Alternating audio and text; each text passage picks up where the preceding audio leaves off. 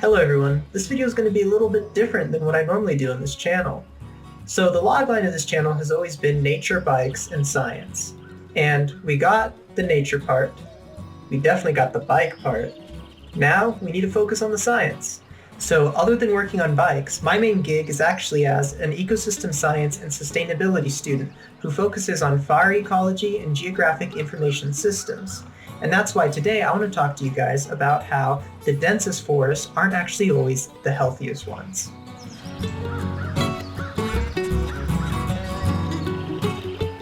So today I'm talking to you in the Mountain View VRChat world, which is very beautiful and pretty detailed. It looks like to me it is trying to emulate the ponderosa and lodgepole pine ecosystems. You can tell this is either a ponderosa or lodgepole pine by the way it is. When many of us think of a healthy forest, our minds probably jump to an image of a lush and overgrown forest teeming with insect and plant and mammal life, such as a rainforest or a boreal pine ecosystem. But in the case of many common forest types, that type of overgrown biomass is actually the sign of an unhealthy forest.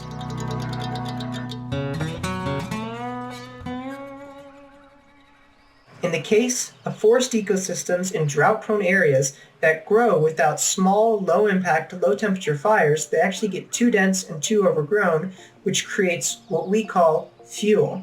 Now, fuels are dead plant detritus, such as pine needles and branches, that end up creating hotter, more dangerous wildfires in the future. Many of the wildfires you see in the news are actually like this. They are massive, fast-burning, and destructive wildfires that don't allow the ecosystems they burn through to regrow their biomass until about 8 to 10 years after the flames have died down.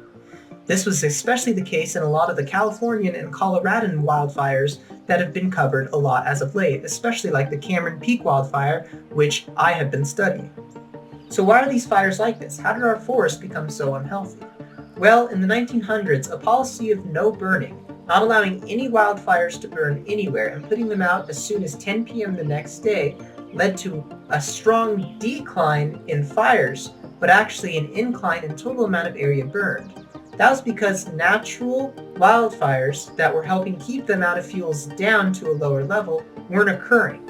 So forests grew denser and packed with so much flammable material that even though there were less total wildfires, the wildfires that did occur burned lots more land and were far more destructive and more deadly. So despite it trying to prevent wildfires, this policy of not allowing prescribed burns or natural wildfires to eliminate all the fuels that were in our forest actually led to the doubling of the total land being burned by wildfires by the mid-2010s. So, as counterintuitive as it may seem, one of the best restorative tools we have to prevent wildfires is fire itself. That's right, they are called prescribed burns and are an effective way to tame fuel supplies for forest fires and prevents the forest from getting too dense.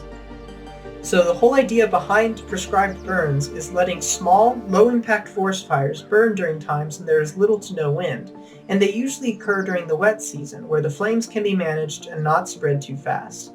These prescribed burns are closely monitored by Forest Service and don't harm the established plant and tree life. They only take out the dangerous dry fuels that cause destructive big fires, which is why a healthy ponderosa forest is full of open space with lots of grasses and mature established pines, like the one we're in now. That's why sometimes when you're walking through either a lodgepole pine or ponderosa pine forest, you might see what looks like to be the remnants of a big bonfire. But that isn't always the case. It could be what is left over after a prescribed burn. It means that the forest you're walking through is being monitored for its fire prevention and its health. So now that begs the question of why are we still getting such large forest fires in the United States if prescribed burns are meant to keep our forests healthy and prevent those type of large-scale fires? Well, that is actually because a lot of forests actually don't receive their dosage of prescribed burns that they need. And this problem can be tracked down to how money is allocated within the Forest Service.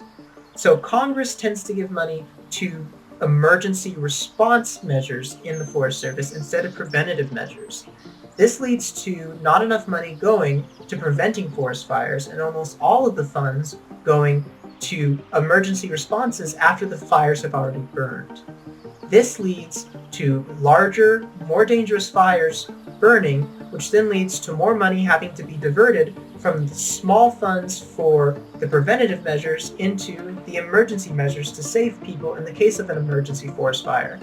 This kind of cyclical problem leads to fires that are costlier, deadlier, and more destructive. And all of this is why sometimes dense, overgrown, more lush forests actually aren't the healthier ones and are more at risk for burning. And it's also how fire is one of the most powerful restorative tools we have, and using prescribed burns can help prevent those large fires in the future. So if you're more interested in this topic, I've included all of my sources from where my information came from cited below, as well as some other videos that you can do that are more specific and you can do a bit more of a deep dive. So thanks for watching, and bye for now.